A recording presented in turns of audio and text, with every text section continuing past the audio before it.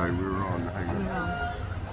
Well, it's EF Press on the street here in Woolwich with the information stall, the hashtag Free Assange. Helen, who's been a stalwart member not only of the JADC, helping to battle for the freedom of Julian Assange, but also a well-known campaigner for the NHS and causes related definitely to this week to the junior doctors' pay. Helen, we're here in Woolwich. Assange has been free a few days now, back in Australia with his wife and family. What's your sort of summation of how have we got here? Well, it's been a long road. What do you think about it all? And what was your reaction when you first heard? Well, first of all, it was sort of disbelief, really. I couldn't believe it. Although, you know, there had been rumours about a plea deal for some time. It was still, oh my God, it's actually happened, and it happened so quickly. It was I just felt tremendous relief for Julian Assange, for his wife, for the children. That was the first reaction. Thank God he's out of that hellhole. Thank God he can start to rebuild a life. I think it's going to be, but my feeling also was it was going to be incredibly difficult for him. I think his new life, freedom is all very well, but when you've been effectively incarcerated for 14 years, it's going to take an awfully long time to get used to. He's a victim of torture. Victims of torture need years of rehabilitation.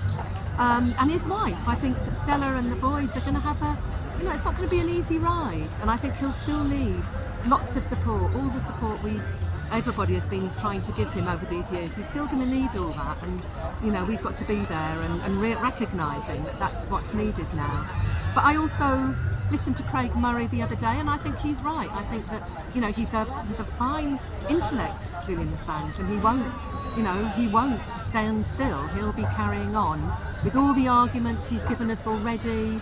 The books he's written, the thought he's given to the internet, how we can use the internet, how the internet could be useful, what its dangers are, how we live with it. All of those things that he fought for while he was still free and afterwards. So I feel generally very positive. I do wonder how on earth we got here. I'll be fascinated in 30 years' time when they finally open up all the archives and we can actually find out what actually happened there, because I don't know, there's some sort of high politics, diplomacy going on. I mean, obviously Albanese did something. I think he could have done a lot more. The Australian campaign I think was very important, and I think a lot of thanks go to the Australian people. And I think it's a bit sobering that we weren't able to build a bigger movement in Britain, particularly given that Belmarsh is in Britain and what goes on in Belmarsh needs to be exposed.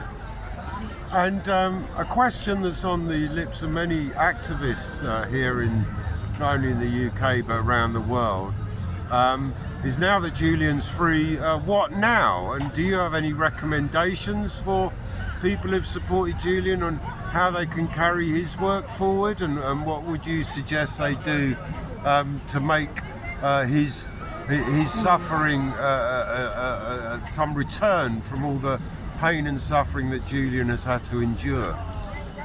Well, I mean, I hope that a lot of journalists will take courage from the experience of Julian Assange and stand up to the establishment and not just be tools of the establishment, like so many of them are, and be willing to put themselves on the line like Julian did. I think that we have a job to do in England, sort of like looking back over what's happened, working out why we couldn't get more support, maybe looking at the history of the campaign. I think we've got to learn from the campaign in more general ways.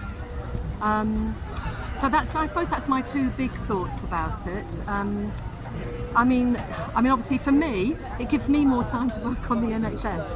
And I mean, Julian exposed war crimes. I came into the Assange campaign because of my long-standing commitment to the peace movement, and he exposed the war crimes. He exposed all the abuses, the human rights abuses, the way in which America, Britain, the imperialist countries are waging their wars, and so I think that we need to now, we could now start saying, well, Julian stood against war crimes, we've got to stand against the social murder that's happening in this country. You know, there is social murder going on. They are not providing, there are people dying in hospital corridors without proper help. There's massive privatisation going on. The NHS is becoming a milk cow for privateers. That needs to be exposed. That needs to be fought against. So, I don't know, there are so many things in Britain that need fighting against as well. So, people like me and Joe. Joe's been amazing. Joe is the real stalwart of the campaign. Nothing could have happened without Joe around Belmarsh and Woolwich. Well, certainly been there's been a great presence here by local Woolwich people as well. But it's not an easy place to get to at the prison, and it's not a very pleasant place to get to at the prison. And having poor old Stella coming here practically every week, sometimes with the kids, the toll on her must have been incredibly painful and unease-making of the welfare of her husband. Just lastly, I'm quite interested now, following the Trump-Biden debates, it seems fairly obvious that Biden will not be the candidate for the Democratic Party, and that Trump is going to win this American election in November. How do we get Trump on board with a peace message and a way to end the wars, not only against NATO's war against Russia, where they will fight it to the last Ukrainian, but the more urgent case in Palestine, where we are now, the British and the Americans are involved in a genocide. Have you got any ideas on how do we get to Trump? I'm asking you because I have no idea. I mean, there needs mass campaigning. Right. It needs mass campaigning. People need to get together. They need to think petty differences. They need to get together. They need to campaign hard. I mean, I think that, my attitude is Biden, Schmeiden, Trump, Schmump. They're all the same. Yeah. Behind them are some very forces for war, the military-industrial complex. Same with Starmer. It's Starmer, what's his name? Sunak, little Rishi. We've got to break through. We've got to break through the two-party system in both countries. It needs a massive peace movement. The peace movement is not doing enough. I mean, they're doing what they can, I guess, but it's very difficult. People in Britain are ground down. They're low wages, 0 hours contracts, social services falling apart. The only thing on their minds is where the next meal is coming from. Come and stand somewhere in Woolwich. That's what's on people's minds. And, to get them thinking about these other things, it's very difficult. And so it's an uphill struggle now. It's an uphill struggle, but I think unity among peace-loving forces, and doing what we can to campaign. I've never known a situation like it in my lifetime, and I've lived quite a long time. Been involved. The wonderful thing about the Assange campaign is that finally I've actually been involved in a campaign where we've actually won a victory, and that's been my life over 50 years, never winning any victories.